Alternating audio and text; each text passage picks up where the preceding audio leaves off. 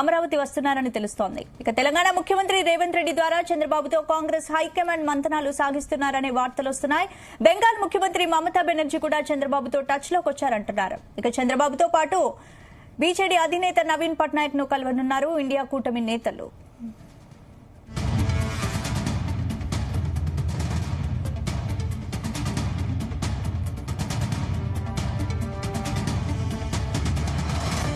ఇదే అంశానికి సంబంధించి పూర్తి అప్డేట్స్ మా బ్యూరో చీఫ్ నరేందర్ అడిగి తెలుసుకుందాం. నరేందర్, ఎన్డీఏ కూటమి మెజారిటీ భారీగా రాకపోవడంతో ఈక్వేషన్స్ మారుతున్నట్టు కూడా తెలుస్తున్నాయి. దీనికి సంబంధించిన అప్డేట్స్ ఏంటి? రైట్ స్పందన, లోక్సభ ఎన్నికల్లో అనూహ్య ఫలితాలు వచ్చినటువంటి నేపథ్యంలో ఇప్పుడు మొత్తం సంప్రదింపులకు ఒక వేదికగా మారబోతోంది.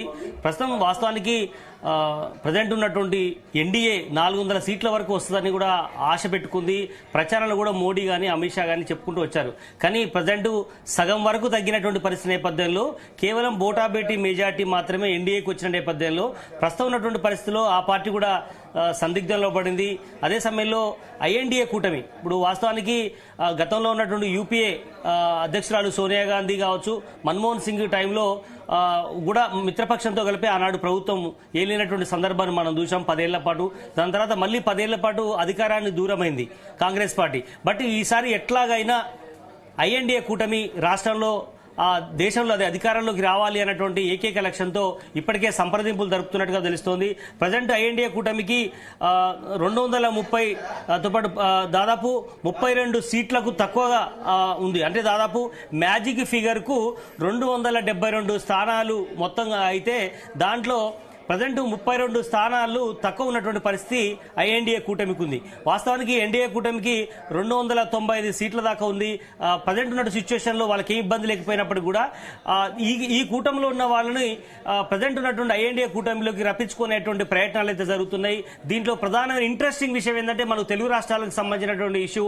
ప్రజెంట్ ఇక్కడ ఏ పార్టీ ఏ కూటమిలో లేనటువంటి పార్టీ బీఆర్ఎస్ కావచ్చు, అదేవిధంగా వైసీపీ కానీ, ఈ రెండు కూడా పూర్తిగా చతికిలబడినటువంటి పరిస్థితి మనకు కనిపించింది. ఇటు బీఆర్ఎస్కి రాలేదు, వైసీపీ కూడా పెద్దగా రాలేదు. కేవలం 4 లోక్సభ స్థానాలు మాత్రమే ఉన్నాయి. కానీ ఇప్పుడున్నటువంటి పరిస్థితిలో ఎన్డీఏ కూటమిలో ఉన్నటువంటి చంద్రబాబు నాయుడు ప్రజెంట్ కాంగ్రెస్ పార్టీ గాలం వేసే ప్రయత్నం చేస్తుంది అనేటువంటి ప్రచారం, స్పెక్యులేషన్స్ వస్తున్నాయి.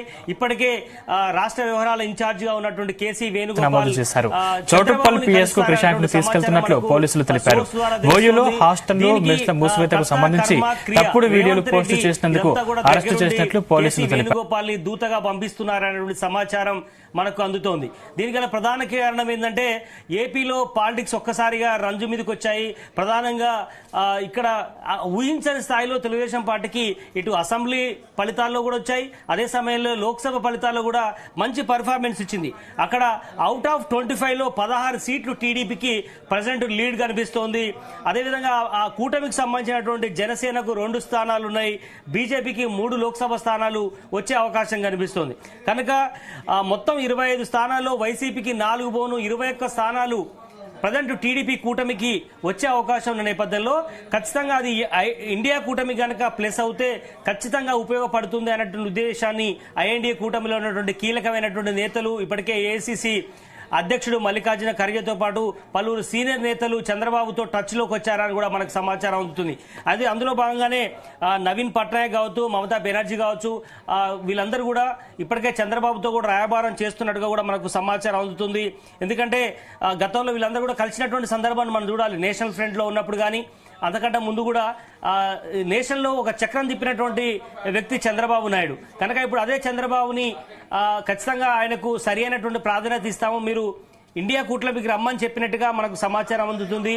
బట్ ప్రజెంట్ కేవలం చర్చల దశలోనే ఉన్నట్టుగా తెలుస్తుంది. ఇది మనం చూడాల్సిన అవసరం ఉంది. ప్రజెంట్ అయితే రేవంత్ రెడ్డి గతంలో తెలుగుదేశం పార్టీలో పనిచేయడం, చంద్రబాబు నాయుడు ఒక గురువులాగా ఉన్నటువంటి పరిస్థితి మనం చూసాం. వర్కింగ్ ప్రెసిడెంట్ గా పనిచేశాడు, అదేవిధంగా శాసనసభ పక్ష నేతగా పనిచేశాడు. తెలుగుదేశం పార్టీలో కీలకమైనటువంటి పొజిషన్లో ఉండి చివరి క్షణంలో ఆయన పార్టీని వీడి కాంగ్రెస్ పార్టీకి రావడం, కాంగ్రెస్ పార్టీలో పీసీసీ అధ్యక్షుడు కావడం, అనూహ్య పరిణామాలతో ఇక్కడ పీసీసీ అధ్యక్షుడు తాను ఉండగానే వెంటనే సీఎంగా అయిన నేపథ్యంలో ఇద్దరి మధ్యలో ఉన్నటువంటి ఏదైతే ఆ స్నేహబంధం ఉందో చంద్రబాబు నాయుడు కావచ్చు, రేవంత్ రెడ్డి మధ్యలో ఉన్నటువంటి స్నేహబంధం ఖచ్చితంగా ఇలాంటి టైంలో ఉపయోగపడుతుందని ఏఐసీసీ భావించుండొచ్చు. అందుకనే రేవంత్ రెడ్డితో ఇప్పటికే కాసేపటి క్రితమే మాట్లాడినట్టుగా కూడా మనకు సమాచారం అవుతుంది. ప్రజెంట్ రేవంత్ రెడ్డి హైదరాబాద్ లోనే ఉన్నారు. ఎప్పటికప్పుడు ఈ ఫలితాలను విశ్లేషిస్తున్నాడు. ఒక పక్క తెలంగాణలో జరిగినటువంటి ఫలితాలతో పాటు ఆంధ్రప్రదేశ్ రాజకీయాల మీద కూడా క్షుణ్ణంగా పరిశీలిస్తున్నాడు రేవంత్ రెడ్డితో పాటు కాంగ్రెస్ నేతలు. ఒకవేళ ఐఎన్డీఏ కూటమికి మ్యాజిక్ ఫిగర్ రాకపోతే ఎవరితో మనం టచ్లోకి రావాలి, ఎవరిని మనం లైన్లోకి తీసుకోవాలనేటువంటి చర్చ ఇప్పటికే జరుగుతుంది. అందుకనే రేవంత్ రెడ్డితో కూడా ఏఐసీసీ పెద్దలు మాట్లాడినట్టుగా తెలుస్తోంది. అందుకనే రేవంత్ రెడ్డి కేసీ వేణుగోపాల్ని పంపాలి. ఎందుకంటే ఇప్పుడు రేవంత్ రెడ్డి నేరుగా పోయి మాట్లాడడానికి లేదు. ఒకవేళ నిజమే అలాంటి సమయం వస్తే రేవంత్ రెడ్డి కూడా ఇన్వాల్వ్ అవుతాడు. కానీ ప్రజెంట్ ఐఎన్డీఏ కూటమి అధికారంలోకి రావాలంటే 32 స్థానాలు కావాలి. ప్రజెంట్ అదర్స్ 18 మంది ఉన్నారు. ఆ 18 మంది కూడా వచ్చి ఈ ఏదైతే ఎన్డీఏ కూటమి ఉందో ఎన్డీఏ కూటమిలోకి వెళ్ళి కూడా కీలకమైనటువంటి నేతలు బయటకు వస్తే ఖచ్చితంగా 30 నుంచి 40 స్థానాల దాకా ఐఎన్డీఏ కూటమికి ప్లస్ అయ్యే అవకాశం ఉంది. దాంట్లో చంద్రబాబు నాయుడు పాత్ర చాలా కీలకంగా ఉండబోతుంది. ఒకవేళ చంద్రబాబు నాయుడు టీడీపీ పార్టీ కనుక ఐఎన్డీఏ కూటమిలకు వస్తే మిగతా వాళ్ళు కూడా నవీన్ పట్నాయక్ కావచ్చు, మమతా బెనర్జీ లాంటి వాళ్ళందరూ కూడా ఖచ్చితంగా దీనికి తోడ్పడే అవకాశం ఉంటుంది. ఖచ్చితంగా చిన్న చితక పార్టీ, ఎందుకంటే 2 స్థానాలు 3 స్థానాలు 1 స్థానం వచ్చే పార్టీలు చాలా ఉన్నాయి. బట్ అవన్నిటి కూడా కలుపుకుంటే ఖచ్చితంగా ఐఎన్డీఏ కూటమికి ప్లస్ అయ్యే అవకాశం ఉంటుంది. అందుకనే ప్రజెంట్ ఆమడ దూరంలో ఉన్నటువంటి ఐఎన్డీఏ కూటమి విజయానికి దగ్గరగా రావాలని చౌటుప్పల్ పిఎస్ కు క్రిషాంక్ ను తీసుకెళ్తున్నట్లు పోలీసులు తెలిపారు.